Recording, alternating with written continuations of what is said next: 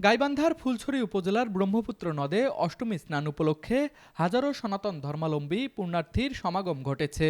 ভোর থেকেই উপজেলার বিভিন্ন এলাকা ছাড়াও আশেপাশের জেলা থেকে আগত ভক্তরা নদীর তীরে জড়ো হন। ধর্মীয় বিশ্বাস অনুযায়ী চৈত্র মাসের শুক্লপক্ষের অষ্টমী তিথিতে ব্রহ্মপুত্র নদে স্নান করলে পাপমোচন হয়।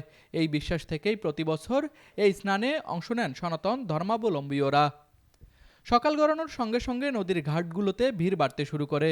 নারী, পুরুষ ও শিশুসহ সব বয়সী মানুষকে স্নানে অংশ নিতে দেখা যায়।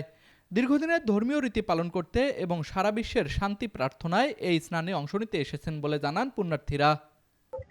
পরশুরাম এটা অনেক পুরনো ইতিহাস, সত্য যুগের ঘটনা।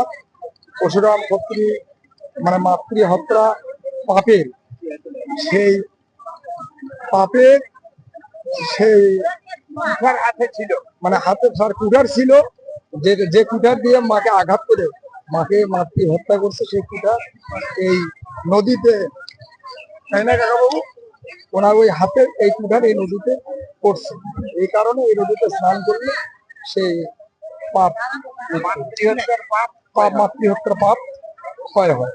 সুষ্ঠু ও শান্তিপূর্ণভাবে অনুষ্ঠান সম্পন্ন করতে স্থানীয় প্রশাসন ও আইনশৃঙ্খলা বাহিনী প্রয়োজনীয় নিরাপত্তা ব্যবস্থা গ্রহণ করেছে। নদীর ঘাটগুলোতে স্বেচ্ছাসেবক দলও দায়িত্ব পালন করছে, যাতে কোনো অপ্রীতিকর ঘটনা না ঘটে। গাইবান্ধা প্রতিনিধি ওমর ফারুক রনির পাঠানো তথ্য ও চিত্রে তুষার আচার্য, ডেস্ক রিপোর্ট, RCTV।